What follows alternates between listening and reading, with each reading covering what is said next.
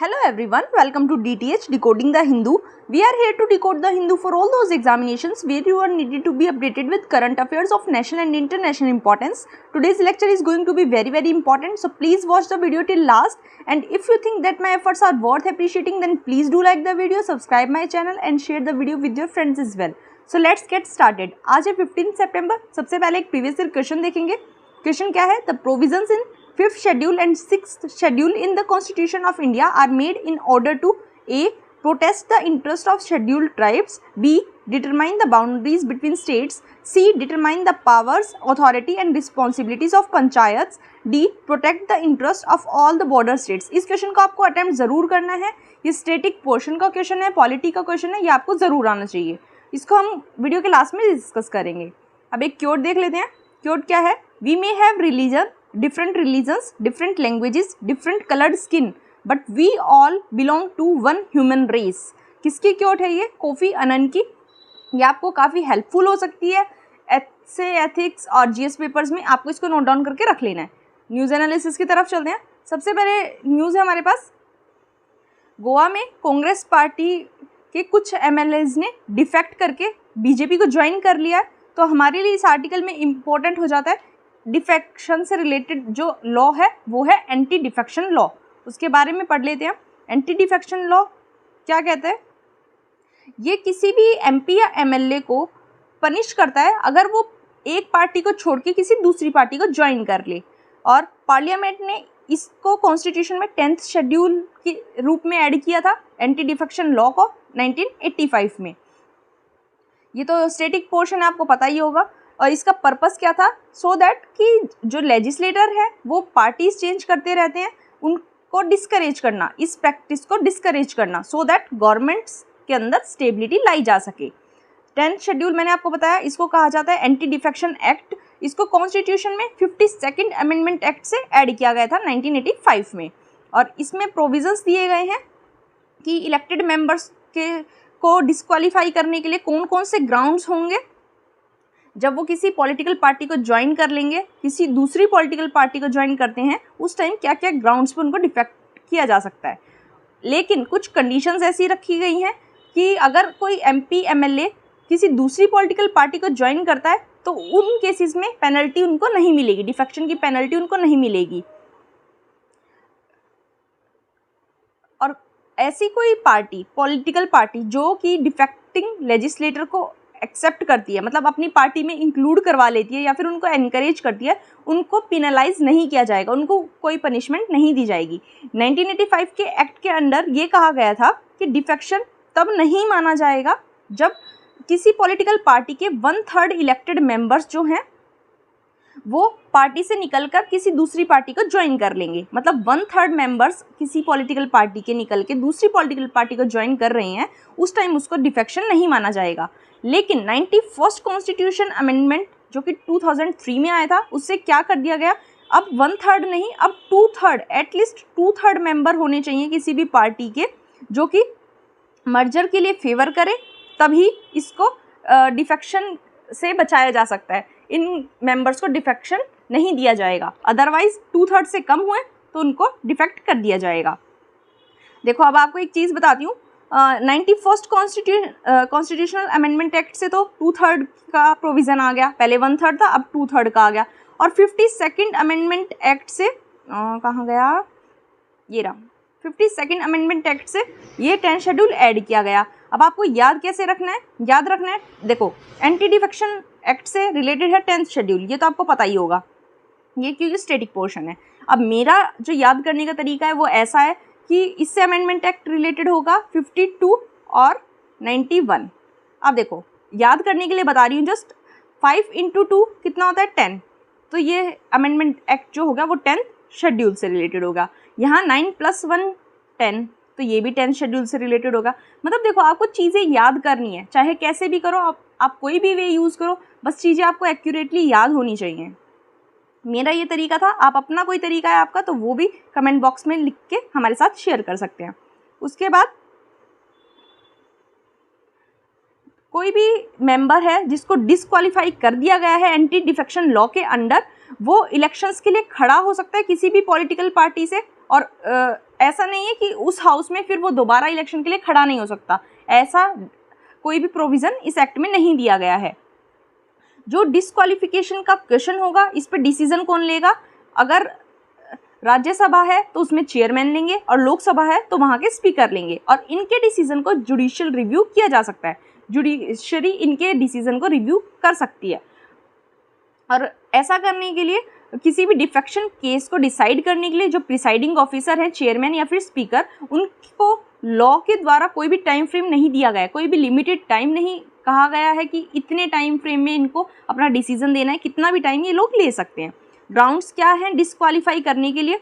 अगर कोई elected member किसी भी पॉलिटिकल पार्टी का अपनी मेंबरशिप वॉलंटरी गिव अप कर देता है, मतलब एकदम से पार्टी खुद छोड़ देता है वॉलंटरी, उस टाइम उसको डिफेक्ट कर दिया जाएगा। अगर हाउस में कोई वोटिंग चल रही है और उसकी पॉलिटिकल पार्टी ने उसको कुछ डायरेक्शन दी है कि उसको इस पर्टिकुलर मैटर पे यस या नो जो भी वोट करना है वो पार्टी ने बताया है, और वो उसके अगेंस्ट वोट कर देता है, तो भी उसको डिफेक्शन की कैटेगरी में रखा जाएगा, डिस्क्वालीफाई कर दिया जाएगा। और अगर ऐसा करने के लिए उसने प्रायर परमिशन ले ली है अपनी पॉलिटिकल पार्टी से, अगर उसे किसी मैटर पे, कोई मैटर ऐसा भी हो सकता है कि उसके विचार पॉलिटिकल पार्टी के विचारों से नहीं मिल रहे हैं और उसे उसके अगेंस्ट अगर हाउस में वोट करना है, तो उसे पॉलिटिकल पार्टी की पहले परमिशन लेनी होगी। अगर बिना परमिशन लिए वो ऐसा करता है तो उसको डिस्क्वालीफाई कर दिया जा सकता है। नेक्स्ट कंडीशन क्या हो सकती है? कोई इंडिपेंडेंट इलेक्टेड मेंबर है, वो किसी पॉलिटिकल पार्टी को अगर ज्वाइन कर ले तो भी वो डिस्क्वालीफाई हो सकता है एंटी डिफेक्शन लॉ के अंडर। लास्ट क्या कंडीशन है?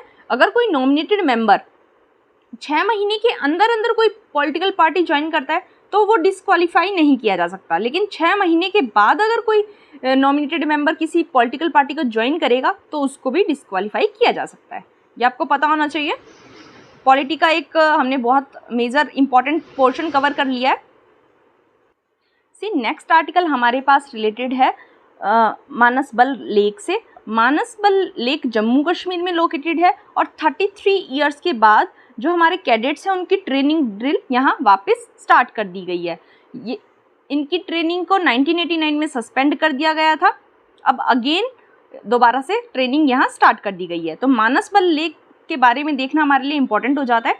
मानसबल लेक सबसे पहले तो एक फ्रेश वाटर लेक है, ये झेलम वैली में लोकेटेड है, जो कि श्रीनगर सिटी है उसके 30 किलोमीटर नॉर्थ वार्ड में है। और जब वुलर लेक की साइड जाया जाता है, वुलर लेक के रास्ते पे ये पड़ती है। जब शादीपुर होते हुए आप वुलर लेक की साइड जाएंगे तो ये मानसबल लेक रास्ते में आपको पड़ेगी। उसके बाद 3 विलेजेस इसको घेरते हैं। कौन कौन से विलेजेस हैं? जकोरबल, कोंडाबल और ग्रतबल। ये लेक जो है वो बर्ड्स पैराडाइज कहलाती है, क्योंकि काफ़ी सारे माइग्रेटरी बर्ड्स यहाँ हर साल आते हैं, इसलिए इसको बर्ड्स पैराडाइज भी कहा जाता है। ये कश्मीर की डीपेस्ट लेक है, ये इंपॉर्टेंट है, आपको ध्यान रखना है। उसके बाद इसकी ब्यूटी यहाँ जो लोटस फ्लावर्स प्रेजेंट है उसकी वजह से ज़्यादा बढ़ जाती है। ये एक क्वाइट सेक्लूडेड और crystal clear green water lake है, और इसका नाम कहाँ से पड़ा? मानसरोवर की जो लेक है, पवित्र लेक है, उससे इसका नाम मानसबल लिया गया है। मुगल गार्डन जो झरोखा होता था, जिसका मतलब होता था बे विंडो, जिसको बनवाया था नूरजहां ने, वहाँ से ये लेक दिखाई देती है। जो झरोखा है जम्मू कश्मीर में मुगल गार्डन, वहाँ से ये लेक दिखाई देती है, ये आपको पता होना चाहिए। उसके बाद वुलर लेक के बारे में आपको ये पता होना चाहिए कि ये इंडिया की लार्जेस्ट फ्रेश वाटर लेक है। नेक्स्ट आर्टिकल हमारे पास कोई आर्टिकल नहीं है, सबसे पहले एक पिक्चर दी हुई है। यहाँ एक एलिफेंट दिखाई गई है, लक्ष्मी, जिन्हें दशहरा सेलिब्रेशंस में पार्ट लेना था। उन्होंने अभी अभी एक काफ को जन्म दिया है। तो इस पिक्चर से हमें दशहरा सेलिब्रेशन के बारे में पढ़ना इंपॉर्टेंट हो जाता है। देख लेते हैं। ये सबसे पहले मैसूर में सेलिब्रेट किया जाता है, मैसूर दशहरा या फिर मैसूरू दशहरा जिसको कहा जाता है। ये कर्नाटका की स्टेट में सेलिब्रेट किया जाता है हिंदूज़ के द्वारा, और ये एक 10 डे फेस्टिवल है। ये कर्नाटका का स्टेट फेस्टिवल भी है, और इस फेस्टिवल की सिग्निफिकेंस क्या है कि ये बुराई पे अच्छाई की जीत को दर्शाता है।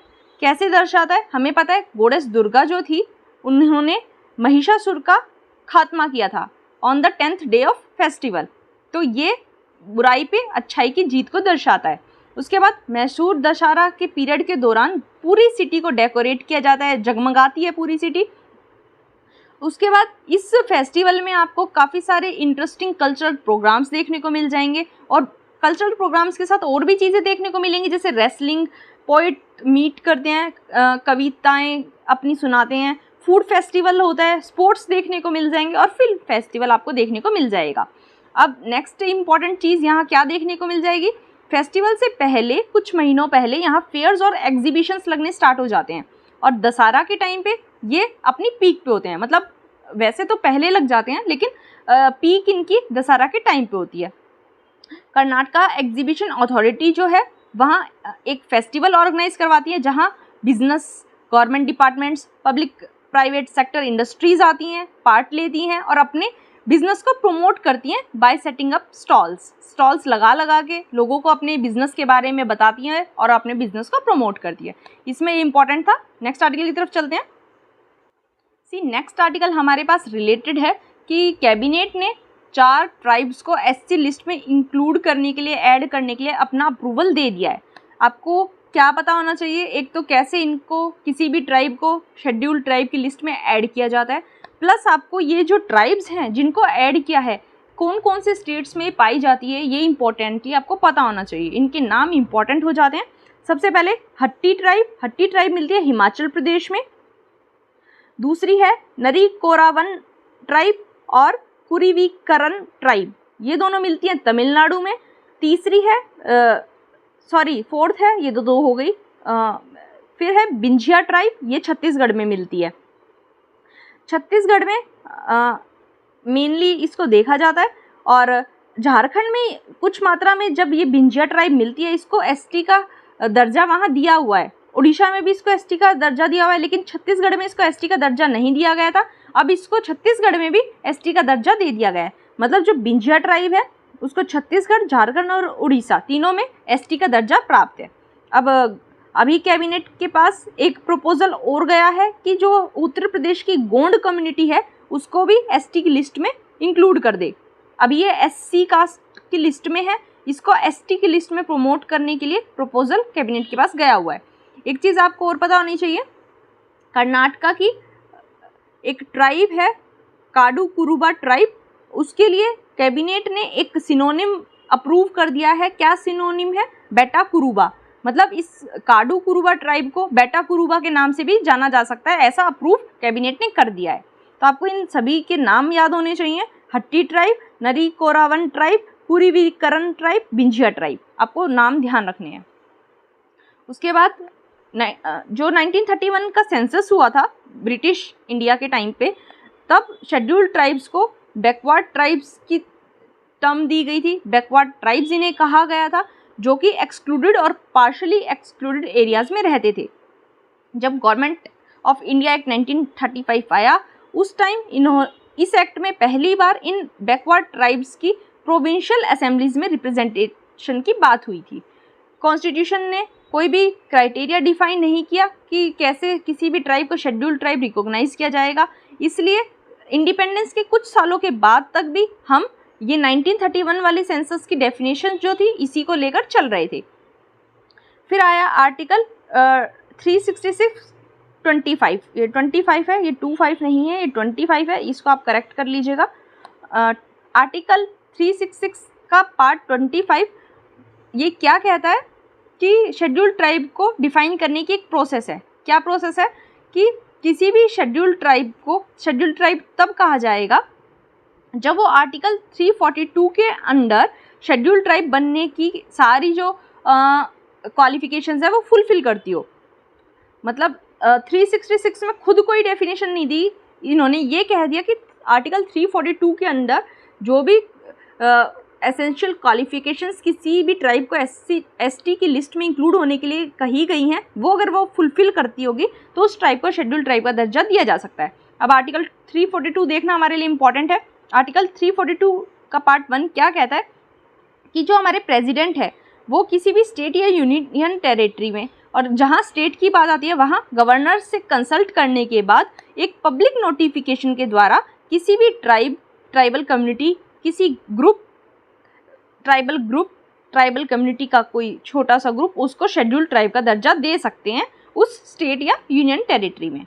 और प्रोसेस क्या होगी? प्रोसेस इसके लिए होगी, स्टेट गवर्नमेंट सबसे पहले रेकमेंडेशन देगी और एससी की लिस्ट तैयार की जाएगी। फिर उस लिस्ट को ट्राइबल अफेयर्स मिनिस्ट्री के पास भेजा जाएगा, जो इस लिस्ट को रिव्यू करेगी और उसके बाद इसको सेंड किया जाएगा रजिस्ट्रार जनरल ऑफ इंडिया के पास अप्रूवल के लिए। अगर वो अप्रूव कर देते हैं फिर उसके बाद ये लिस्ट जाएगी national commission for scheduled tribes के पास, और उसके बाद फाइनल डिसीजन लेने के लिए कैबिनेट के पास ये लिस्ट पहुंच जाएगी। आपको पूरी प्रोसेस समझनी है, कैसे कैसे स्टेट गवर्नमेंट इसके लिए रेकमेंडेशन देगी, फिर ये ट्राइबल अफेयर मिनिस्ट्री के पास जाएगी, फिर ये इसको रिव्यू करके रजिस्ट्रार जनरल ऑफ इंडिया के पास भेजेंगे अप्रूवल के लिए, फिर ये national commission for scheduled tribe के पास जाएगी और लास्ट में कैबिनेट के पास जाएगी फाइनल डिसीजन के लिए। हमें इंडिया में 705 से भी ज़्यादा ट्राइब्स देखने को मिल जाती हैं और सबसे ज़्यादा ट्राइबल कम्युनिटीज़ उड़ीसा में पाई जाती हैं। लीगल प्रोविजंस जो एसटीज़ के लिए बनाए गए हैं वो कौन कौन से हैं? Protection of civil rights act 1955, इनको अनटचेबिलिटी से बचाने के लिए। Scheduled caste and scheduled tribes prevention of atrocities act 1989, so that इनके ऊपर कोई भी एट्रोसिटी ना करे, इनके साथ कोई भी बदमाशी ना करे। Provision of the panchayat extension to the scheduled area act 1996, PESA act की बात हो रही है, जो कि फॉरेस्ट मैनेजमेंट का काम शेड्यूल्ड ट्राइब्स को देता है। Scheduled tribes and other traditional forest dwellers recognition of forest right act 2006, ये एक्ट जो ट्राइब्स के फॉरेस्ट के प्रोडक्ट्स पे राइट्स हैं उनके बारे में बात करता है। इनिशिएटिव हमारी गवर्नमेंट ने कुछ इनके लिए चलाए हैं। ट्राइफेड लाया गया था इनके लिए, ट्राइबल स्कूल्स को डिजिटली ट्रांसफॉर्म किया जा रहा है, पीवीटीजीज का डेवलपमेंट किया जा रहा है और प्रधानमंत्री वन धन योजना इनके लिए लाई गई थी। कुछ कमिटीज़ इनसे रिलेटेड हैं, कौन कौन सी है? एक तो जाजा कमेटी जो कि 2013 में आई थी। भूरिया कमीशन ने भी इनके ऊपर रिकमेंडेशंस दी थी। 2002 से 2004 तक इसने काम किया था। एक आई थी लोकुर कमेटी 1965 में। कमिटीज़ के नाम आपको याद रखने हैं, क्वेश्चन आ सकता है। अब हमारे लिए इंपॉर्टेंट हो जाता है NCST, national commission for scheduled tribe. ये भी पढ़ना हमारे लिए इस आर्टिकल में इंपॉर्टेंट हो जाता है। इसको सेटअप किया गया था 19 फरवरी 2004 को। आर्टिकल 338 को अमेंड किया गया था और उसमें एक नया आर्टिकल ऐड किया गया था 338A। कौन से अमेंडमेंट एक्ट के द्वारा किया गया था? 89th amendment act. इसलिए क्योंकि एक कॉन्स्टिट्यूशन में इसकी जगह मिल जाती है, इसलिए एक कॉन्स्टिट्यूशनल बॉडी ये हो जाता है। ऑब्जेक्टिव क्या था इसको लाने का? आर्टिकल 338A NCST को ये पावर देता है कि वो जो भी STs के लिए कॉन्स्टिट्यूशन में सेफगार्ड्स बनाए जा रहे हैं उनको इम्प्लीमेंट करे, उनकी इम्प्लीमेंटेशन का ध्यान रखे, और अगर कोई लॉ लाया जा रहा है उसका ध्यान रखे। STs के सेफगार्ड के लिए कोई भी लॉ आएगा उसकी इम्प्लीमेंटेशन को ये देखेंगे और ये अच्छे से काम कर रहे हैं या नहीं। जो भी सेफगार्ड्स STs के लिए लिए गए हैं उनको इवेल्युएट NCST करेगा। कौन कौन होंगे इसमें मेंबर्स? चेयरपर्सन होंगे, वाइस चेयरपर्सन होंगे, 3 अदर मेंबर्स होंगे जिन्हें प्रेसिडेंट अपॉइंट करेंगे by warrant under his hand and seal, और एक मेंबर एटलीस्ट इसमें वीमेन होनी चाहिए। जो चेयरपर्सन, वाइस चेयरपर्सन और मेंबर्स होंगे वो 3 साल के लिए ऑफिस को होल्ड करेंगे और इनका रीअपॉइंटमेंट 2 टर्म्स के लिए हो सकता है। मतलब 2 बार ये रीअपॉइंट हो सकते हैं। एक बार अपॉइंट हो गए, एक बार और रीअपॉइंट इन्हें किया जा सकता है, लेकिन उससे ज़्यादा टर्म्स के लिए इनको रीअपॉइंट नहीं किया जा सकता। जो चेयरपर्सन होंगे उनकी रैंक यूनियन कैबिनेट मिनिस्टर के इक्वल होगी, वाइस चेयरपर्सन की रैंक मिनिस्टर ऑफ स्टेट के इक्वल होंगी और जो अदर मेंबर्स होंगे उनकी रैंक सेक्रेटरी के इक्वल होगी। ड्यूटीज़ और फंक्शंस क्या हैं NCST के? जो भी STs के लिए सेफगार्ड्स से रिलेटेड मैटर्स होंगे उनको इन्वेस्टिगेट और मॉनिटर ये करेंगे। कोई भी कंप्लेंट अगर आती है जहाँ STs के राइट्स का डिप्राइवेशन हो रहा है तो वहाँ ये अपनी इंक्वायरी करेंगे। कोई भी प्लानिंग प्रोसेस चल रही है जो STs के सोशियो इकोनॉमिक डेवलपमेंट से रिलेटेड है वहाँ ये पार्टिसिपेट भी करेंगे और अपनी एडवाइस भी दे सकते हैं।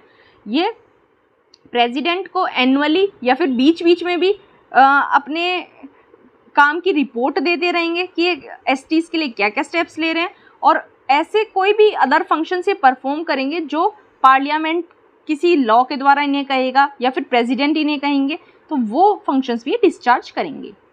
इसमें यही था।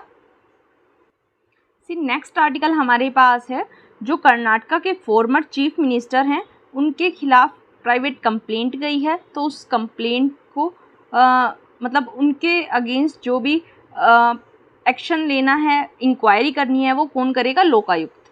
तो लोकायुक्त और लोकपाल के बारे में पढ़ना हमारे लिए यहाँ इंपॉर्टेंट हो जाता है। न्यूज़ एज सच हमारे लिए एग्जामिनेशन पॉइंट ऑफ व्यू से इंपॉर्टेंट नहीं है। बैकग्राउंड देख लेते हैं। हमें पता है लोकपाल एंड लोकायुक्त एक्ट 2013 में आया था। उससे पहले कंट्री में क्या सिनेरियो था वो देख लेते हैं थोड़ा सा। जो लोकपाल वर्ड है वो सबसे पहले जो एमपी थी लक्ष्मी माल सिंघवी ने 1963 में यूज़ किया था। मोरारजी देसाई जो कि एडमिनिस्ट्रेटिव रिफॉर्म्स कमीशन के हेड थे, उन्होंने भी एक रिपोर्ट सबमिट की थी जहां उन्होंने इन दो स्पेशल अथॉरिटीज़ को क्रिएट करने के लिए रिकमेंडेशन दिया था, लोकपाल और लोकायुक्त को, सो दैट जो भी सिटीजन्स के ग्रीवेंसेस हैं उनको रिड्रेस किया जा सके। महाराष्ट्र फर्स्ट स्टेट थी इंडिया में जिसने लोकायुक्त को इंट्रोड्यूस किया था अपने स्टेट में through the Maharashtra Lokayukta and उप लोकायुक्त एक्ट 1971। आपको पता होना चाहिए महाराष्ट्र फर्स्ट स्टेट था। अभी प्रेजेंटली कौन कौन से स्टेट्स में लोकायुक्त नहीं है? आंध्र प्रदेश, अरुणाचल प्रदेश, जम्मू कश्मीर, मणिपुर, मेघालय, मिजोरम, नागालैंड, सिक्किम, तमिलनाडु, त्रिपुरा। देखो अब थोड़ा सा ध्यान देने वाली बात है, यहाँ आपको लगेगा अरुणाचल प्रदेश है, मणिपुर, मेघालय, मिजोरम, नागालैंड, सिक्किम, त्रिपुरा, तो सभी नॉर्थ ईस्ट स्टेट्स हैं। लेकिन ध्यान दो कि असम यहाँ नहीं है। तो आपको ध्यान रखना है, अगर कोई स्टेटमेंट आ जाती है ऐसे कि किसी भी नॉर्थ ईस्ट स्टेट में लोकायुक्त नहीं है, वो स्टेटमेंट हो जाएगी गलत, क्योंकि आप अगर ध्यान से नहीं पढ़ते हुए चलोगे तो मिस्टेक्स ऐसे ही होंगी बहुत छोटी छोटी चीज़ों पे। आपको ध्यान रखना है बाकी सारी स्टेट्स हैं, although Sikkim north east state नहीं है, नॉर्थ ईस्ट की सिस्टर स्टेट इसको कहा जाता है, लेकिन बाकी 6 स्टेट्स हैं यहाँ, 7th जो असम है वो नहीं है। आपको ध्यान रखना है। लोकपाल बिल को लोकसभा में फर्स्ट टाइम 1968 में इंट्रोड्यूस किया गया था, लेकिन आप देख सकते हो 2013 में इसको एक्ट बनाया गया। तो ये कब इंट्रोड्यूस हुआ था और कब पास हुआ देख सकते हैं आप। इसके कुछ फीचर्स देख लेते हैं एक्ट के। इस जो लोकपाल है वो सेंटर के लिए एक इंस्टीट्यूशन बनाया गया है, और लोकायुक्त जो है वो स्टेट लेवल इंस्टीट्यूशन है, और ये सेंटर और स्टेट के लिए एक एंटी करप्शन रोड मैप देने के लिए बनाए गए हैं। लोकपाल के जुरिस्डिक्शन में कौन कौन आएगा? प्राइम मिनिस्टर, मिनिस्टर्स, एमपीज, या फिर ग्रुप ABCD के जो ऑफिसर्स हैं वो, या फिर सेंट्रल गवर्नमेंट के कोई और ऑफिशियल्स हैं, वो सभी लोकपाल के जुरिस्डिक्शन में आ जाएंगे। लोकपाल में कौन कौन होंगे? एक चेयरपर्सन होंगे, जिसमें चेयरपर्सन के साथ साथ मैक्सिमम 8 मेंबर्स इसमें हो सकते हैं, जिसमें से 50% जो होंगे वो जुडिशियल मेंबर्स होने चाहिए, और 50 मेंबर्स लोकपाल के SC, STs, OBCs, माइनॉरिटीज़ और वीमेन होनी चाहिए। जो सिलेक्शन होगा चेयरपर्सन का और मेंबर्स का, वो एक सिलेक्शन कमेटी के द्वारा किया जाएगा। इस सिलेक्शन कमेटी में कौन कौन होगा? Prime minister, speaker of Lok Sabha, leader of opposition, chief justice of India, और अगर chief justice of India present नहीं है या फिर नहीं आ सकते तो वो किसी भी सुप्रीम कोर्ट के जज को नॉमिनेट करके भेज देंगे, और एक प्रेसिडेंट किसी भी एमिनेंट पर्सन को नॉमिनेट करके इस सिलेक्शन कमेटी के लिए भेजेंगे। एक सर्च कमेटी इस सिलेक्शन कमेटी को असिस्ट करेगी, सो दैट सिलेक्शन की प्रोसेस इजी हो जाए।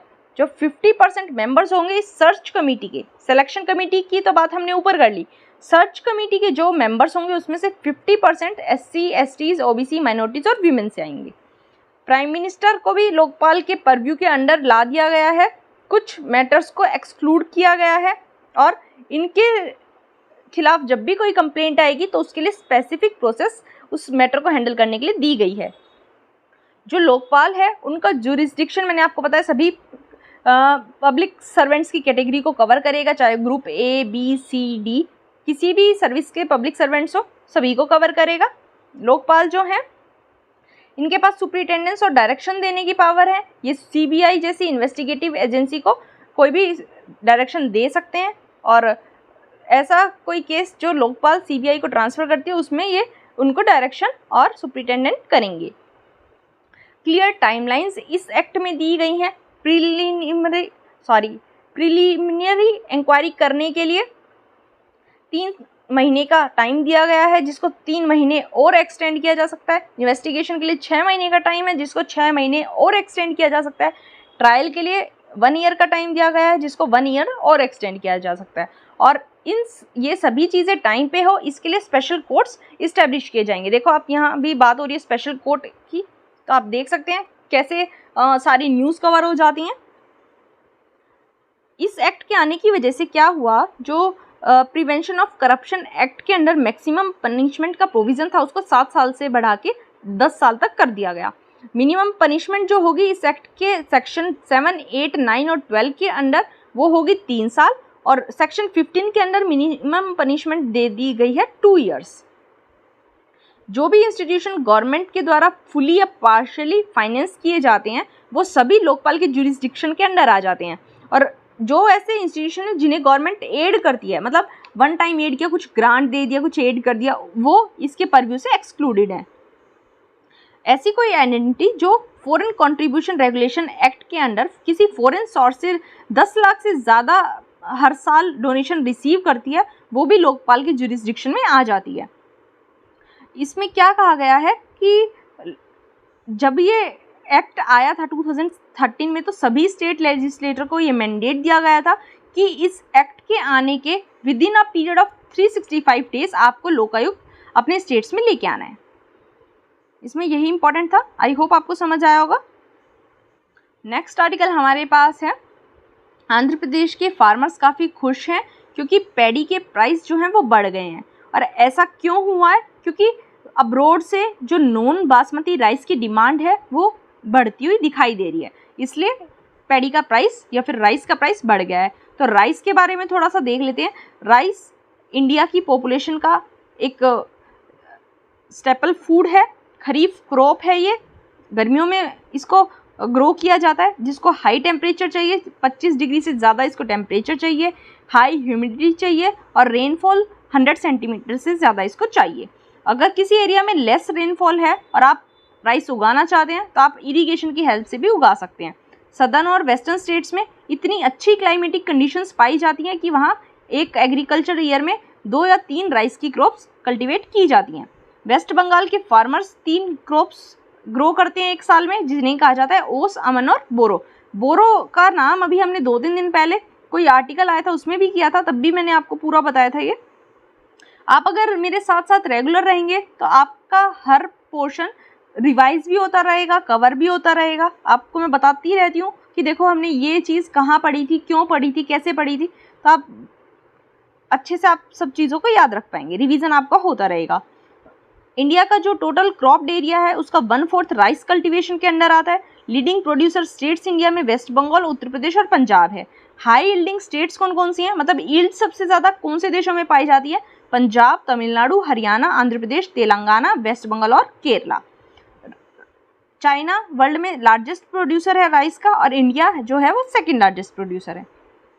इसमें यही इंपॉर्टेंट था। नेक्स्ट आर्टिकल हमारे पास है, इलेक्शन कमीशन ऑफ इंडिया ने ये कहा है कि हेट स्पीच से डील करने के लिए हमारे पास कोई भी स्पेसिफिक लॉ नहीं है। अभी हम आईपीसी और आरपी एक्ट के प्रोविजंस पे डिपेंड हैं, और अभी कोई भी इसके लिए हेट स्पीच के लिए स्पेसिफिक लॉ हमारे पास नहीं है जिससे हम इसको डील कर सके। हमें आईपीसी और आरपीए के सेक्शंस को यूज़ करना पड़ता है। तो हमारे लिए इस आर्टिकल में इम्पॉर्टेंट हो जाती है हेट स्पीच। हेट स्पीच है क्या?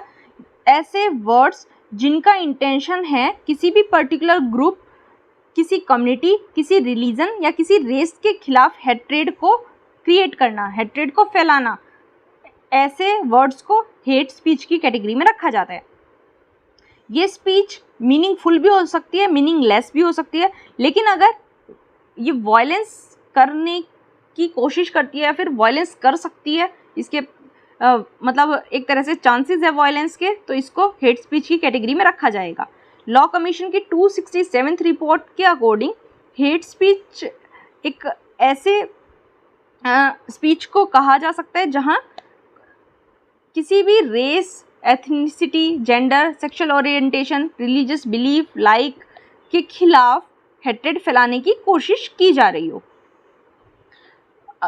अगर हमें ये डिसाइड करना है, डिटरमाइन करना है कि कोई पर्टिकुलर स्पीच जो है वो हेट स्पीच है या नहीं है, तो उसका जो कंटेक्स्ट होगा वो एक इम्पॉर्टेंट रोल प्ले करेगा।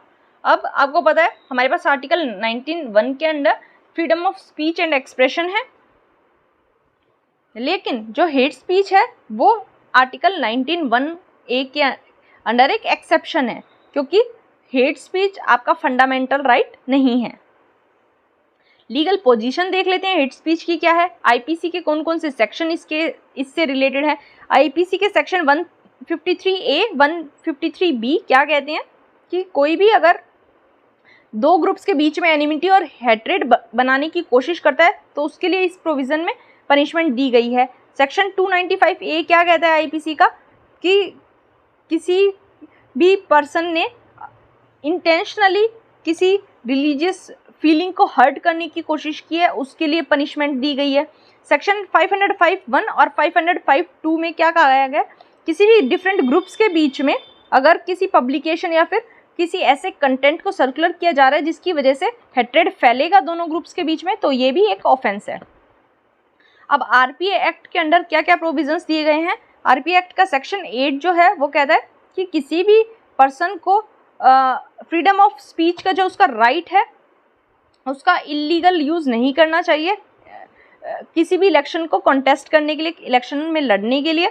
और सेक्शन 123 का 3A जो है प्लस सेक्शन 125 ये क्या कहता है कि कोई भी race, religion, community, caste, language के बेसिस पे इलेक्शन के टाइम पे एनिमिटी फैलाता हुआ पाया जाएगा या फिर उसको प्रमोट करता हुआ पाया जाए तो उसके ऊपर ये रोक लगाता है, और इन सभी को करप्ट इलेक्टोरल प्रैक्टिसेस में इंक्लूड करता है। कुछ सजेशंस दिए गए हैं आईपीसी के सेक्शंस में चेंज करने के लिए। किस किसने सजेशन दिए हैं, कमिटीज़ का नाम आपको याद रखना है। विश्वनाथन कमेटी 2019 में आई थी, इसने कहा था कि सेक्शन 153C ऐड करना और सेक्शन 505A आईपीसी में एक्ट ऐड करना, सो दैट कोई भी अगर ऑफेंस किया जाता है on the basis of religion, race, caste, community, sex, gender, sexual orientation, tribe, residence, language, तो इनको ऐड करने की बात की गई थी। और इसमें ऐड करके क्या होगा, इस सेक्शन में जो पनिशमेंट है वो 2 साल तक की दी जाएगी प्लस 5,000 रुपये का फाइन भी दिया जा सकता है। एक और कमेटी आई थी बेज़बारूहा कमेटी, आपको ध्यान रखना है हेट स्पीच से रिलेटेड है। इसने कहा था सेक्शन 153C को अमेंड किया जाए आईपीसी के और इसको 5 साल तक पनिशेबल किया जाए प्लस फाइन या फिर दोनों। और सेक्शन 509A है जो उसको भी अमेंड किया जाए और जो इसके अंडर पनिशमेंट है उसको 3 साल तक एक्सटेंड किया जाए प्लस फाइन या फिर दोनों। अब एक केस आपको पता होना चाहिए हेट स्पीच से रिलेटेड है, Shreya Singhal versus union of India. इसमें आईटी एक्ट 2000 के बारे में बात की गई थी। इसके सेक्शन 66A पे इश्यूज उठे थे, क्योंकि ये हमें पता है आर्टिकल 19(1)A जो है वो freedom of free fundamental right of free speech and expression से रिलेटेड है, जो कि कोर्ट द्वारा गारंटी किया जाता है। लेकिन इस केस में कोर्ट ने क्या कहा था कि डिस्कशन करने में, एडवोकेसी करने में और इंसाइटमेंट में काफ़ी डिफरेंस है। मतलब आप किसी दो ग्रुप्स के बीच में अगर हेट्रेड फैलाने की कोशिश कर रहे हैं तो वो आपके आर्टिकल 19(1) के अंडर कवर नहीं होगा, आप उससे प्रोटेक्ट नहीं हो सकते, आपका वो फंडामेंटल राइट नहीं है। आप डिस्कशन कीजिए, एडवोकेसी कीजिए, लेकिन आप किसी भी दो ग्रुप्स के बीच में इंसाइटमेंट नहीं फैला सकते हैं। इसमें यही इंपॉर्टेंट था। नेक्स्ट आर्टिकल हमारे पास रिलेटेड है कि पैनल ने कहा है कि मेडिकल डिवाइसेस के लिए हमें नए रेगुलेटर की ज़रूरत है, क्योंकि जो करंट ऑर्गेनाइजेशन है CDSCO वो फार्मासेंट्रिक ज़्यादा है और इनइफेक्टिव है। फार्मासेंट्रिक का मतलब है कि फार्मा को वो ज़्यादा ध्यान रखती है, फार्मा को सेंटर में रख के वो अपने डिसीजंस लेती है। तो CDSCO के बारे में थोड़ा सा देख लेते हैं। CDSCO है क्या? CDSCO काम करता है directorate general of health services, ministry of health and family welfare के अंडर। जो, और ये इंडिया की हेल्थ मैटर में नहीं, ड्रग्स मैटर में नेशनल रेगुलेटरी अथॉरिटी है। काम क्या है इसका? काम इसका आता है ड्रग्स एंड कॉस्मेटिक एक्ट्स में CDSO नई ड्रग्स को अप्रूव करने के लिए रिस्पॉन्सिबल है, उनके क्लिनिकल ट्रायल्स को कंडक्ट करवाने के लिए रिस्पॉन्सिबल है, जो भी ड्रग्स आएंगे उनके लिए स्टैंडर्ड ये देगी। कंट्री में कोई भी इम्पोर्ट होती है ड्रग, उसकी क्वालिटी को ये कंट्रोल करती है। ये सभी काम CDSO के होते हैं। उसके बाद CDSO स्टेट रेगुलेटर्स के साथ मिलकर जॉइंटली रिस्पॉन्सिबल है किसी भी क्रिटिकल ड्रग की स्पेशल कैटेगरी को लाइसेंस देने में। मतलब किसी भी स्पेशल कैटेगरी की ड्रग को लाइसेंस देना होगा तो स्टेट रेगुलेटर प्लस CDSO दोनों साथ मिलके उसको लाइसेंस देंगे। क्रिटिकल ड्रग्स कैसे हो सकते हैं? Blood and blood products, IV fluids, vaccine या सीरा। इसमें यही इंपॉर्टेंट था। नेक्स्ट आर्टिकल हमारे पास रिलेटेड है, मुनोत इंडस्ट्रीज लिमिटेड ने ये अनाउंसमेंट की है कि वो लिथियम आयन सेल का ट्रायल स्टार्ट करेंगे, उसका प्रोडक्शन स्टार्ट करेंगे। तो लिथियम आयन सेल या फिर लिथियम आयन बैटरी के बारे में देखना इंपॉर्टेंट हो जाता है। लिथियम आयन बैटरी है क्या? ये एक रिचार्जेबल बैटरी है जिसको रिचार्ज किया जा सकता है। मतलब एक बार बैटरी खत्म हो जाए तो उसको रिचार्ज किया जा सकता है। ये एक इंटरकैलेटेड लिथियम कंपाउंड है। इंटरकैलेटेड क्या होता है कि जैसे कोई भी लेयर्स हैं, किसी भी पर्टिकुलर सब्सटेंस की, किसी भी मैटर की लेयर्स हैं, तो किसी चीज़ को इनके बीच में ऐड किया जाए अगर, तो उस लेयर में उस पूरे के पूरे एलिमेंट्स के लेयर्स के बीच में ऐड होने की प्रॉपर्टीज़ के पास है लिथियम बैटरीज के पास। आई होप आपको समझ आया होगा इंटरकैलेटेड का मतलब कि लेयर्ड स्ट्रक्चर में जब किसी मॉलिक्यूल को इंसर्ट किया जाता है तो उसको इंटरकैलेटेड कहा जाता है। मैंने बताया ये एक इंटरकैलेटेड लिथियम कंपाउंड है, और जैसे मेटेलिक लिथियम होता है वो होता है नॉन रिचार्जेबल लिथियम बैटरी, लेकिन ये रिचार्जेबल है। मैंने आपको बता दिया। इसकी बैटरी में क्या मिलेगा आपको? इलेक्ट्रोलाइट मिलेगा जो कि आयनिक मूवमेंट के लिए अलाउ करेगा। आयनिक मूवमेंट इसकी वजह से हो पाएगी। और जो दो इलेक्ट्रोड्स हैं वो लिथियम आयन बैटरी सेल के मेन कॉन्स्टिट्यूएंट्स होंगे। उसके बाद लिथियम आयंस जो होंगे वो नेगेटिव इलेक्ट्रोड से पॉजिटिव इलेक्ट्रोड की तरफ जाएंगे डिस्चार्ज के दौरान, और उस टाइम पे ये चार्ज फ्लो करेगा। और जब चार्जिंग पे लगाई जाएगी इस बैटरी को, उस टाइम पॉजिटिव इलेक्ट्रोड से नेगेटिव इलेक्ट्रोड की तरफ जाएंगे। आपको ध्यान रखना है, जब डिस्चार्ज होगी बैटरी, मतलब बैटरी को यूज़ जिस टाइम करेंगे उस टाइम नेगेटिव इलेक्ट्रोड से पॉजिटिव इलेक्ट्रोड की तरफ आयंस जाएंगे, और जब चार्ज करेंगे तो पॉजिटिव से नेगेटिव जाएंगे। यहाँ आपको कंफ्यूज नहीं होना है। एप्लीकेशंस देख लेते हैं लिथियम आयन बैटरीज के। इलेक्ट्रॉनिक गैजेट्स में यूज़ होती हैं, टेलीकम्युनिकेशन में, एरोस्पेस, इंडस्ट्रियल एप्लीकेशंस में। लिथियम आयन बैटरी टेक्नोलॉजी जो है वो इलेक्ट्रिक और हाइब्रिड इलेक्ट्रिक व्हीकल्स के लिए काफ़ी यूज़फुल मानी गई है। हमने कल ही इलेक्ट्रिक और हाइब्रिड इलेक्ट्रिक व्हीकल्स का डिफरेंस पढ़ा है। आपने अगर कल वाला लेक्चर नहीं देखा है तो आप उसको देख लीजिएगा। डिसएडवांटेजेस क्या है लिथियम आयन बैटरीज के?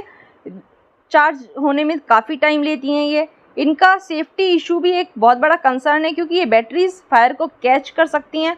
एक्सपेंसिव है इनको बनाना। और लिथियम आयन बैटरीज को फ़ोन और लैपटॉप में तो एफिशिएंट माना जाता है, लेकिन जब इलेक्ट्रिक व्हीकल्स की बात आती है तो इनको इंटरनल कंबशन इंजन्स के मुकाबले थोड़ा कम वायबल माना जाता है, क्योंकि इनकी रेंज जो है वो थोड़ी कम रहती है इन सेल्स की, इसलिए इसको थोड़ा कम वायबल माना जाता है। इसमें यही इंपॉर्टेंट था। नेक्स्ट आर्टिकल हमारे पास रिलेटेड है शैडो लाइब्रेरी से। शैडो लाइब्रेरी के खिलाफ दिल्ली हाई कोर्ट में केस गया है, क्योंकि ये फ्री इंफॉर्मेशन के अगेंस्ट है। शैडो लाइब्रेरी फ्री इंफॉर्मेशन के अगेंस्ट नहीं है। जो पब्लिशर्स हैं, जो इसके खिलाफ जिन्होंने केस किया है, वो फ्री इंफॉर्मेशन प्रोवाइड करवाने के अगेंस्ट है। तो आपको कॉन्सेप्ट पता होना चाहिए कि शैडो लाइब्रेरी है क्या। कुछ कॉन्सेप्ट्स न्यूज़ में आ रहे हैं, जैसे कल हमने पढ़ा था विंडफॉल टैक्स, तो आपको ये पता होनी चाहिए, बिल्कुल एग्जैक्ट आपको इनकी डेफिनेशन पता होनी चाहिए। वन लाइन क्वेश्चन इनका बन सकता है। सबसे पहले देख लो कि शैडो लाइब्रेरीज जैसे लाइबजेन और स्काई हब, ये दोनों क्या हैं। अगर नाम आ जाए कहीं लाइबजेन और स्काई हब है क्या, तो आपको ध्यान रखना है, नाम ध्यान रखने हैं कि ये शैडो लाइब्रेरीज हैं। अब शैडो लाइब्रेरीज होती क्या है? इनको शैडो लाइब्रेरीज या फिर मिरर लाइब्रेरीज भी कहा जाता है।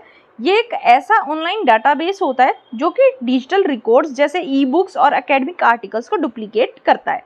यहाँ आपको जो भी ई बुक्स हैं या फिर एकेडमिक आर्टिकल्स हैं उनका डिजिटल रिकॉर्ड डुप्लीकेट हुआ हुआ मिल जाएगा। और इनको कुछ इस वे से स्ट्रक्चर किया जाता है कि इनका जो बैकअप डाटा, जब डाटा को बैकअप किया जाएगा तो वो बहुत कम मिनिमम स्पेस लेगा, और सो दैट अगर किसी टाइम पे जो डिस्क है उसका लॉस हो जाए तो जो प्रोसेसिंग है वो इनके द्वारा की जा सकती है। इसका एम क्या था, जो अभी मैंने आपको बताया केस फाइल हुआ है 2020 में हुआ था दिल्ली हाई कोर्ट में। एम क्या था कि इंटरनेट सर्विस प्रोवाइडर्स जो हैं वो स्काई हब और लाइवजेन दोनों को ब्लॉक कर दें।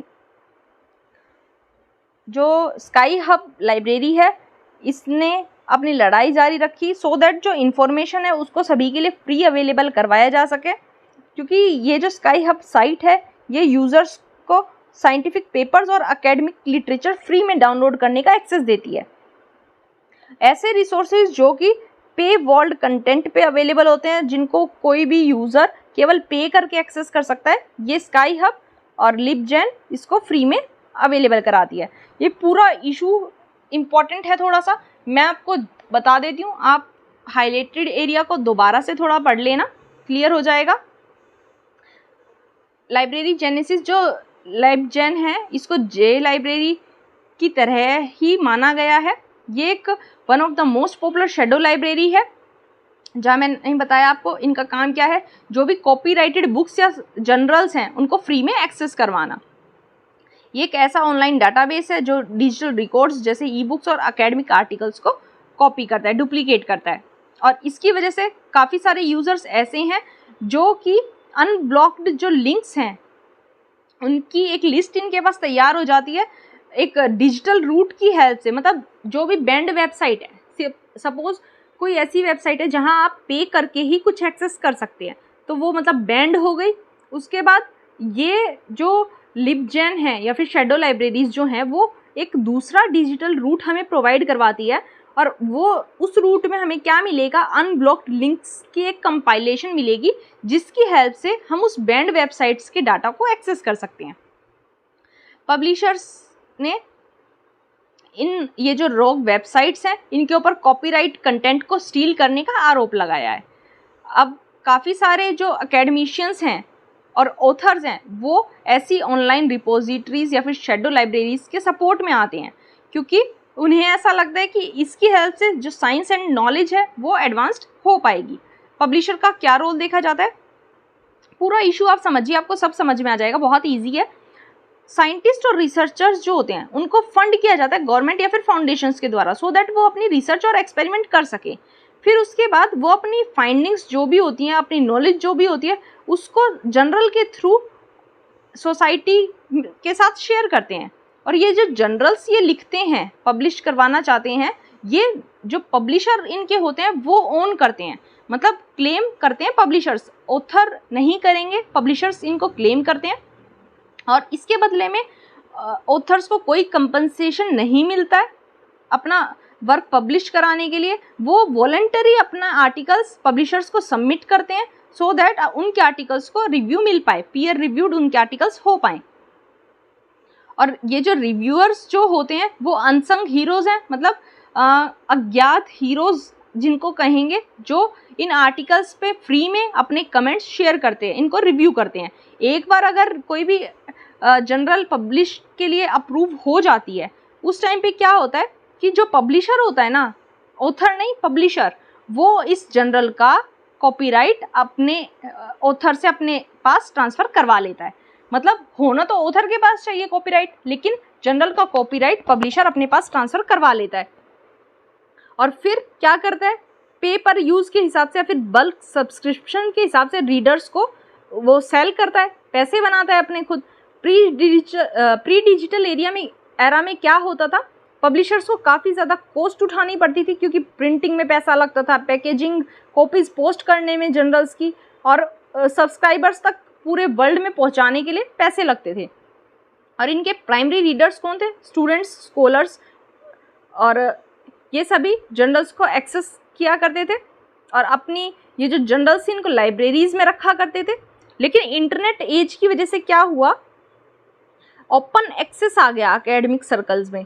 अब डिजिटल कॉपी को बनाने की प्रैक्टिकली कॉस्ट जो है वो ज़ीरो है, तो इसलिए कहा जाता है अगर आपकी कॉस्ट ज़ीरो लग रही है तो इनका एक्सेस भी आपको फ्री में प्रोवाइड करवाना चाहिए। और प्लस अब कहीं डिलीवरी करने का भी सिस्टम नहीं है पूरे वर्ल्ड में, क्योंकि इलेक्ट्रॉनिक डाटा जो है वो हर जगह अवेलेबल है। इसलिए डिजिटल एज की वजह से क्या हुआ है, कॉस्ट ऑफ पब्लिशिंग और डिस्ट्रीब्यूशन पब्लिशर्स के लिए कम हो गया है।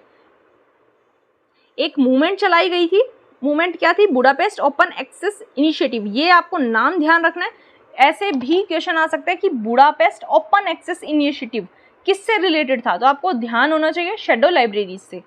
वहाँ आपको लगेगा ओपन एक्सेस किस चीज़ में मिल रहा है, किसी भी चीज़ से आप कंफ्यूज हो सकते हैं। ऐसे ऑप्शंस एग्जाम में दिए जा सकते हैं, आपको ध्यान रखना है, इसको नोट डाउन करके आपको रख लेना है। ये इसीलिए चलाई गई थी कि लोगों को ओपन एक्सेस मिल पाए। उसके बाद एक creative commons US based non profit organization है, ये भी क्रिएटिव वर्क को एक्सेस करवाने के सपोर्ट में आई थी। और विकीपीडिया जो है, जो सबसे ज़्यादा फेमस हमारे यहाँ यूज़ किया जाता है विकीपीडिया, वो भी एक one of the CCs licenses है, मतलब उसको भी सीसी ने, ये क्रिएटिव कॉमन्स ने एक बार अप्रूव करवाया है। उसके बाद एक इकोनॉमिक डिसीजन लाया गया, क्योंकि पब्लिशर्स में और ये हाउसेस में ये जो ऑर्गेनाइजेशंस इनके बीच टसल हो रही थी, पब्लिशर नहीं चाहते थे कि फ्री में एक्सेस करवाया जाए, तो इसलिए एक लास्ट में इकोनॉमिक डिसीजन ये निकाला गया कि ऑथर पेज मॉडल लाया गया, जहां ऑथर जो होगा, जो जर्नल लिख रहा है, वही अपनी जर्नल को पब्लिश करने के लिए पे करेगा। ये एक डिसीजन निकाला गया। अब शैडो लाइब्रेरीज को बनाने का क्या कॉन्सेप्ट है, जब पब्लिशर्स को ये चिंता सता रही थी कि वो अपना प्रॉफिट कैसे बढ़ाएं इस बिजनेस मॉडल से, उस टाइम पोस्ट सोवियत लैंड मतलब रशिया में एक डाटाबेस धीरे धीरे तैयार किया जा रहा था, और इस मासिव नेटवर्क को कहा गया लाइब्रेरी जेनेसिस, जो लिबजेन के नाम से हम जानते हैं। 2008 में आया था, और इसकी इतनी कॉम्प्लेक्स हिस्ट्री है कि हमें इसका एक्चुअल ओनर पता ही नहीं है कि है कौन। और लाइबजेन का साइज आप देखिए कितना बड़ा, 34,000 था, फिर 1.2 मिलियन रिकॉर्ड्स होगा, और नेक्स्ट 7 ईयर्स में ये अंदाज़ा लगाया जा रहा है कि ट्रिपल हो जाएगा, 3.2 मिलियन रिकॉर्ड्स ये अपने अंदर स्टोर कर लेगा। ऐसा एक और शेड्यूल लाइब्रेरी है स्काई हब, जो कि साइंटिफिक जर्नल्स और पेपर्स फ्री में अवेलेबल करवाता है यूजर्स को। ये दोनों ही स्काई हब और लाइबजेन जो हैं वो बुक्स और आर्टिकल्स जो कॉपीराइटेड हैं उनको फ्री में प्रोवाइड करवाता है। और ऐसा माना जाता है कि ये दोनों ही रशियन स्पीकिंग मिलियो से ऑपरेट होते हैं, मतलब ऐसे लोग जो रशियन बोलते हैं, रशियन लैंग्वेज बोलते हैं, वही इसको ऑपरेट करते हैं। यही माना जाता है कि शैडो लाइब्रेरीज जो हैं वो रशिया में एग्जिस्ट करती हैं, क्योंकि रशिया में क्या है, कॉपीराइट लॉ वीक है, वीक आईपी प्रोटेक्शन रूल्स हैं, और मॉडर्न कंप्यूटर्स में इनको जल्दी एक्सेस मिल गया था। इस कंट्री के पास मॉडर्न कंप्यूटर्स बहुत पहले आ गए थे, इसलिए शैडो लाइब्रेरीज जो हैं वो रशिया में एग्जिस्ट करती हैं। अब इंफॉर्मेशन फॉर ऑल का कॉन्सेप्ट आता है। इन्वेस्टर्स खुश हुए। इन्वेस्टर कौन थे? गवर्नमेंट और ऑर्गेनाइजेशंस थी जो साइंटिस्ट को प्रमोट करती थी रिसर्च के लिए, उनके काम के लिए। लेकिन साइंटिस्ट जो थे, जो अपने आर्टिकल्स भी सबमिट कर रहे थे प्लस पे भी कर रहे थे उनके लिए एक बैड डील थी। उन्हें आर्टिकल्स भी अपने सबमिट करने थे और पे भी करना था। इसलिए डाटा पायरेसी जो है वो हमेशा एक कंट्रोवर्सी बनी रही है एकेडमिक सर्कल्स में, क्योंकि यहाँ पायरेसी के ऊपर जो एथिक्स है उसके ऊपर क्वेश्चन उठ जाते हैं। अब एल्जीवर, विले और अमेरिकन केमिकल सोसाइटी, इन्होंने स्काई हब और लिबजेन के ऊपर केस किए। एल्सीवर ने स्काई हब के ऊपर काफ़ी देशों में केस किया, और स्काई हब को यूएस कॉपीराइट लॉ का वायलेशन करते हुए पाया गया, इसलिए इसको वहाँ बंद कर दिया गया। 2020 में यहाँ एल्जीवर, एसीएस और विले ने साथ में मिलकर दिल्ली हाई कोर्ट में स्काई हब के अगेंस्ट एक लॉ सूट फाइल किया था, और ये कहा था कि इंडियन आईएसपी जो है, इंटरनेट सर्विस प्रोवाइडर्स जो हैं, वो दोनों को इनको ब्लॉक कर दें। क्यों? क्या रीज़न दिया था इन्होंने कि जो स्काई हब जैसी पायरेटेड वेबसाइट है, ये साइंटिफिक रिकॉर्ड की इंटीग्रिटी के लिए खतरा है। यूनिवर्सिटी और स्टूडेंट्स के पर्सनल डाटा के लिए खतरा है, ये लाइब्रेरी की सिक्योरिटी के ऊपर कॉम्प्रोमाइज़ करवाती हैं, हायर एजुकेशन इंस्टीट्यूट्स को अनऑथराइज्ड एक्सेस देती हैं साइंटिफिक डाटाबेस का, तो ये सब इलीगल है। इंडियन यूज़र्स की बात कर लें तो Indian users among top 5 countries में आते हैं जो कि हर महीने सबसे ज़्यादा आर्टिकल्स डाउनलोड करते हैं। उसके बाद ये कहा गया है कि नॉलेज जो है वो पीपल को बिलोंग करती है। एकेडमिक पब्लिशर्स जो हैं उन्होंने इस नॉलेज को पीपल से ही चुराया है और इसको पे वॉल्स के अंदर बंद कर दिया है, तो इनका काम क्या है, इस नॉलेज को लोगों तक दोबारा पहुंचाना। पब्लिशर ने क्या कहा है कि वो टाइम टू टाइम कुछ चीज़ें पब्लिकली फ्री करते रहते हैं, जैसे कोविड-19 के आर्टिकल्स इन्होंने फ्री कर दिए थे, वो फ्री वर्चुअल वर्कशॉप्स भी लगाते हैं जिन्हें इंडिया में 40,000 से ज़्यादा पीपल ने अटेंड किया था। और ये कहा गया है कि इंडिया में ये जो शेडो लाइब्रेरी है इसके लिए इतने लॉज नहीं हैं जितने पायरेटेड मूवीज़ के लिए हैं। अभी फ़िलहाल के लिए जब दिल्ली हाई कोर्ट में एक केस चल रहा है तो इंटरनेट सर्विस प्रोवाइडर्स ने इंडिया में स्काई हब और लाइव जेन की जो वेबसाइट्स हैं इनको ब्लॉक कर दिया, इनके एक्सेस को ब्लॉक कर दिया है। किसी ऑथर के पर्सपेक्टिव से देखें तो क्या निकल के आएगा कि पब्लिश्ड ऑथर्स जो हैं वो इन शेडो लाइब्रेरीज़ को बैन करने के लिए एग्री नहीं करते, लेकिन मिस्टर भाटिया हैं, उन्होंने क्या कहा, उन्होंने कहा कि लोगों को एक चीज़ समझने की ज़रूरत है, जो फिक्शन राइटर्स होते हैं, जो फिक्शन स्टोरीज़ लिख रहे होते हैं, उन्हें ज़्यादा पब्लिशिंग अपॉर्चुनिटीज़ अगर चाहिए तो उनकी सेल का नंबर बढ़ना चाहिए, लेकिन साइंटिस्ट और रिसर्चर्स जो होते हैं उनको केवल और केवल साइटेशन और पीयर रिव्यू चाहिए।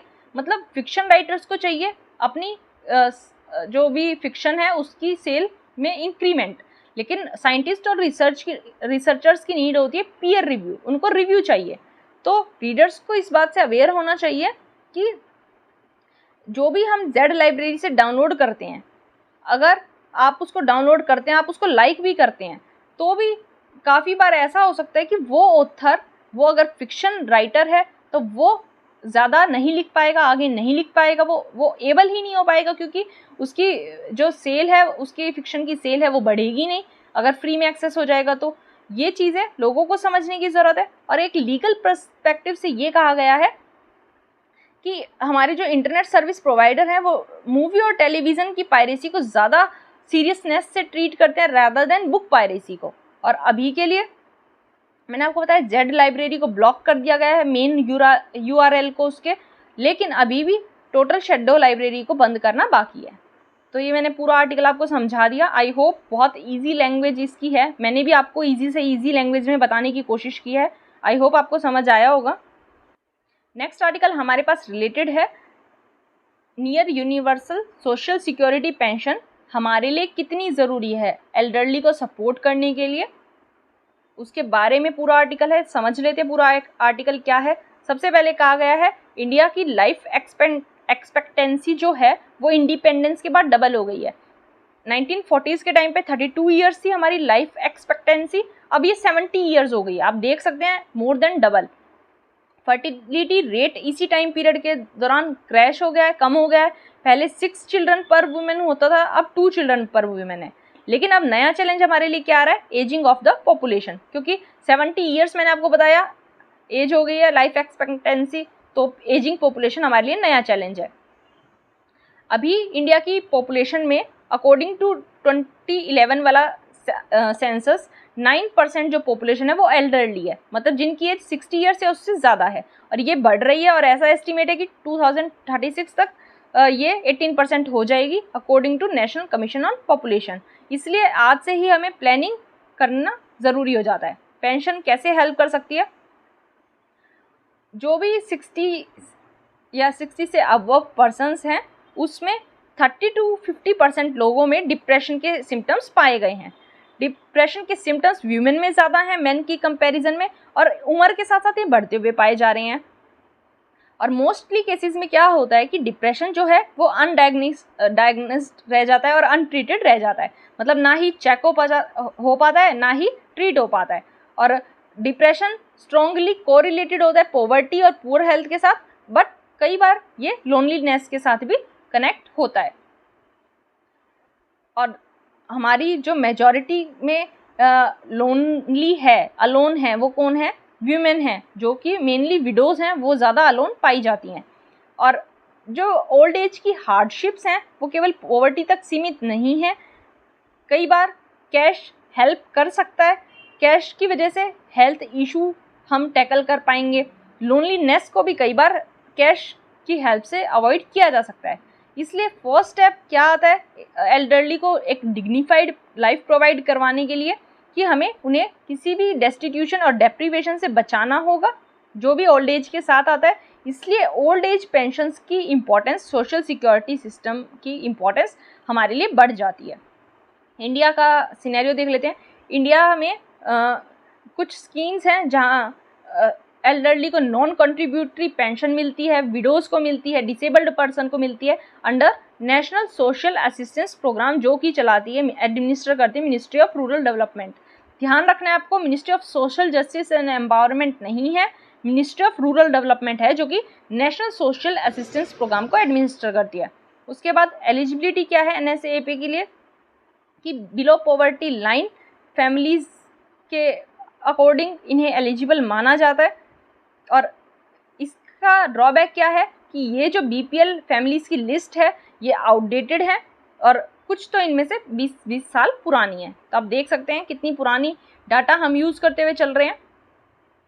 सेंटर कंट्रीब्यूट करता है 2006 से अराउंड 200 पर मंथ का एक छोटा सा अमाउंट सेंटर कंट्रीब्यूट कर रहा है, और उसको थोड़ा सा बढ़ाया गया है विडोज़ के लिए, 300 पर मंथ विडोज़ के लिए रखा गया है। कुछ स्टेट्स ने अपनी तरफ से खुद के फंड्स लगा के, स्कीम्स लगा के इस अमाउंट को बढ़ाया है, और कुछ स्टेट्स ऐसी भी हैं जहां नियर यूनिवर्सल मतलब 75 से 80% कवरेज विडोज़ और एल्डरली पर्सन्स की कर ली गई है। इस सोशल सिक्योरिटी के मामले में तमिलनाडु एक पायनियर है, इसका एग्जाम्पल हम देख सकते हैं। अब टारगेटिंग कैसे की जाए? टारगेटिंग करना एक बहुत बड़ा चैलेंज है, क्योंकि हमेशा ये डिफ़िकल्ट रहा है।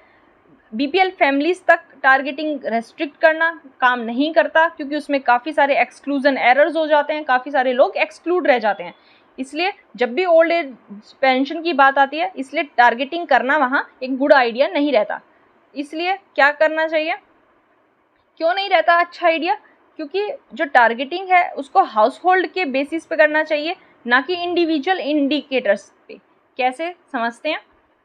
अगर एक विडो या एल्डरली पर्सन है, उसको एक अच्छे घर से होने के बावजूद भी, मतलब वेल ऑफ हाउस होल्ड से अगर वो रिलेटेड भी है, उस टाइम भी वो डेप्रीवेशंस का सामना कर सकता है। तो इसलिए हाउस होल्ड बेसिस पे टारगेटिंग को हमें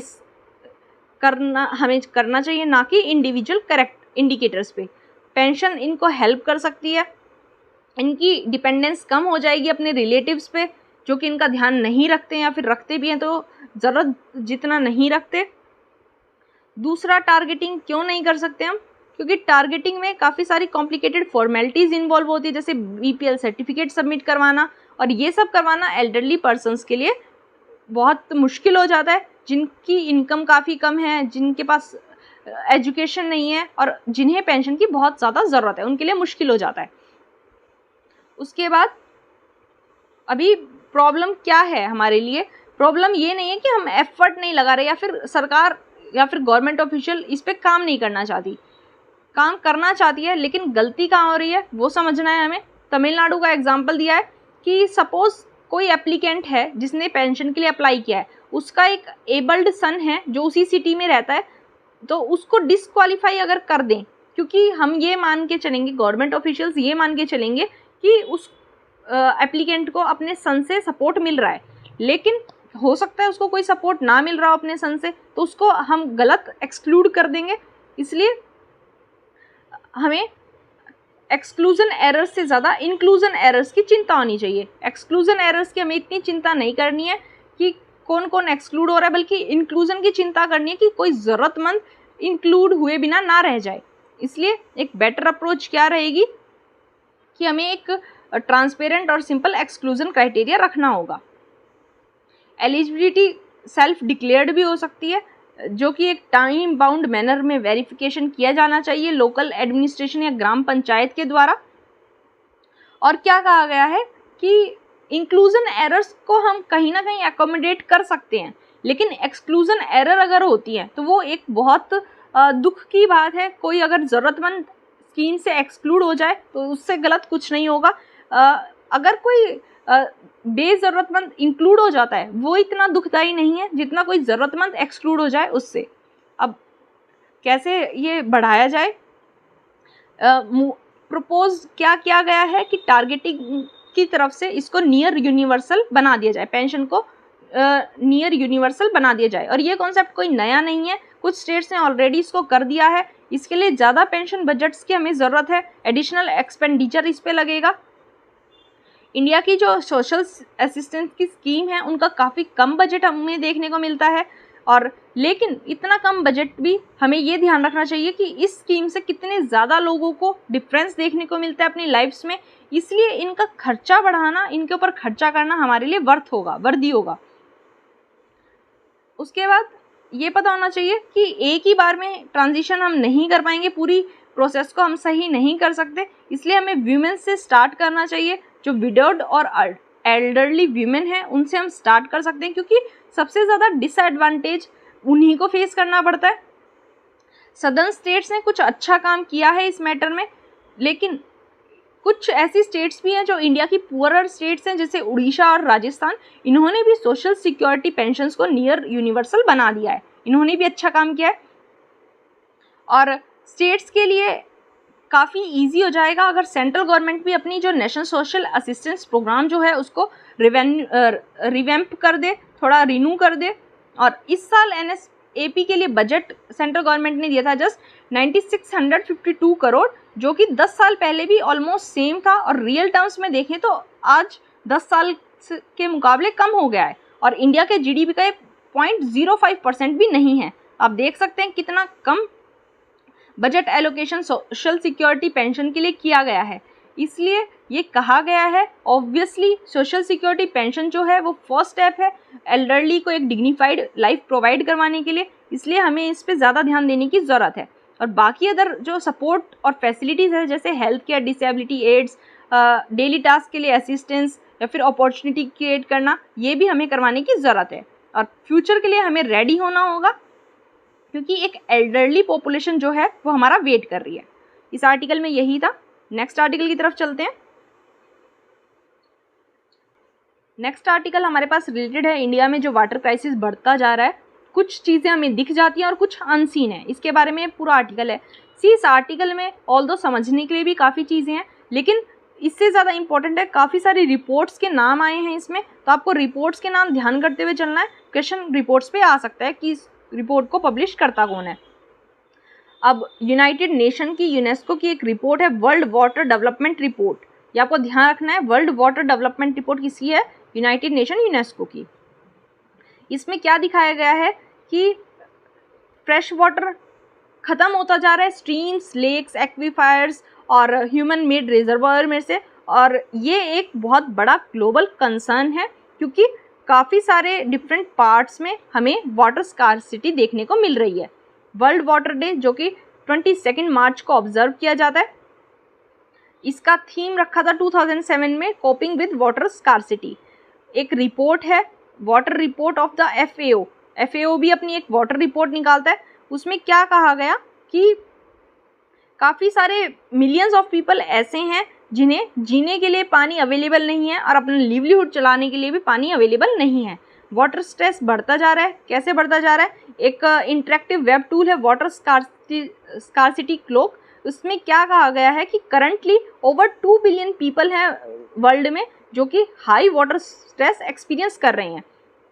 एक रिपोर्ट और आ जाती है, मैप है, सॉरी रिपोर्ट नहीं है, global drought risk and water stress map 2019 में लाया था। उसने क्या कहा था कि इंडिया के कुछ मेजर पार्ट्स हैं, पर्टिकुलरली वेस्ट, सेंट्रल और पेनिसुलर इंडिया के कुछ पार्ट्स जो कि हाई वाटर स्ट्रेस एक्सपीरियंस कर रहे हैं और काफ़ी ज़्यादा वाटर स्कार्सिटी वहाँ देखी जा रही है। नीति आयोग लेके आता है कंपोजिट वाटर मैनेजमेंट इंडेक्स। उसमें क्या कहा था कि जो वाटर क्राइसिस है हमारी कंट्री में काफ़ी ज़्यादा है और करंटली जो 600 मिलियन पीपल हैं वो एक्यूट वाटर शॉर्टेज को फेस कर रहे हैं। जहाँ वाटर शॉर्टेज देखी जाती है या स्कार्सिटी देखी जाती है, ऐसे एरियाज़ में वाटर को ट्रांसफ़र किया जाता है हिंटरलैंड्स या फिर अपर कैचमेंट एरिया से, या फिर जो भी स्टोर्ड सरफेस वाटर बॉडीज़ हैं वहाँ से वाटर को ट्रांसफ़र किया जाता है, जिसकी वजह से क्या होता है, रूरल से अर्बन एरियाज़ में ट्रांसफ़र होगा। इसकी वजह से सेक्टोरल और रीजनल कंपटीशन बढ़ जाएगा। रूरल अर्बन ट्रांसफ़र इसलिए एक चिंता का विषय बन जाता है।